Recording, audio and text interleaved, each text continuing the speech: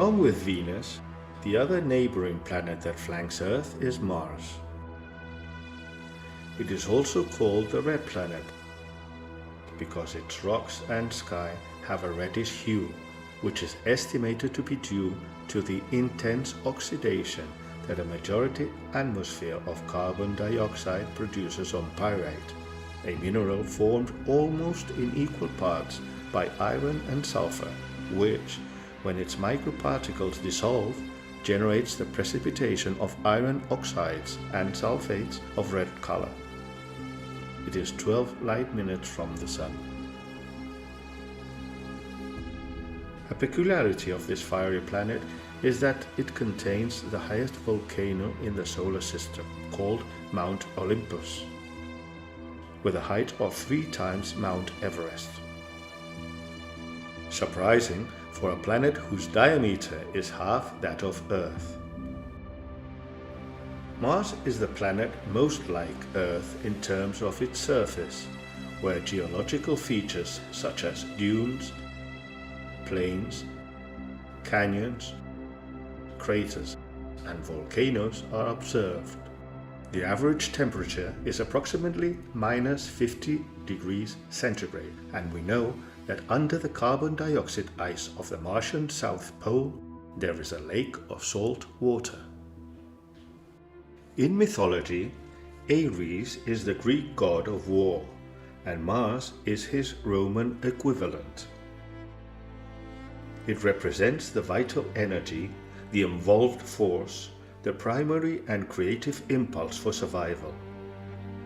Mars is represented as a warrior wearing armor and a helmet. The symbolic nature of Mars as a planet takes pleasure in the joy of adventure. It's aware of its strength, and its power directs it through action towards a glorious and universal destiny.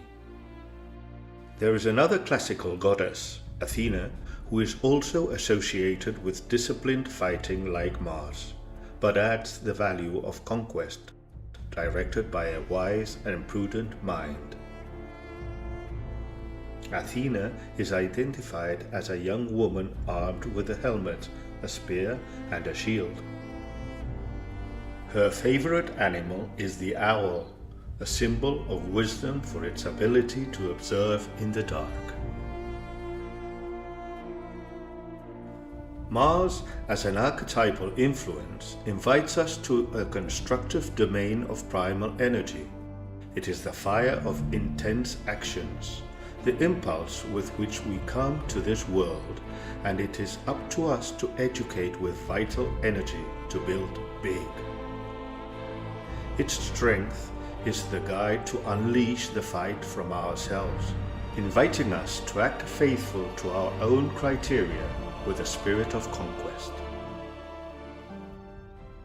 In an evolved sense, the planet Mars calls us to develop Athena's attributes that stand out for their practical intelligence, their nobility, and drives us to go beyond the simple struggle.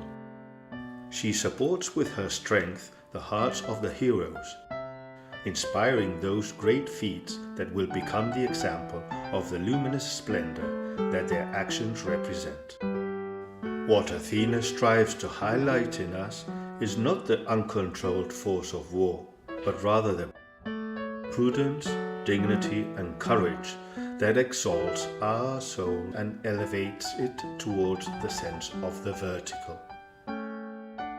Athena represents the constructive energy of the planet Mars, guarding our path as the goddess of victory. When we undertake the noble internal war in ourselves, we know that her strength protects us.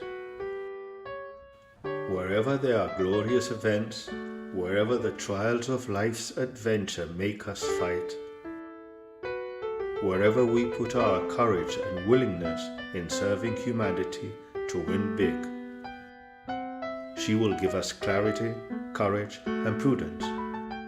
She will protect the heroes who make history in favor of the common good, leading their children to the glory of immortality. Athena is the defender of progress. She invites us to action, to independence.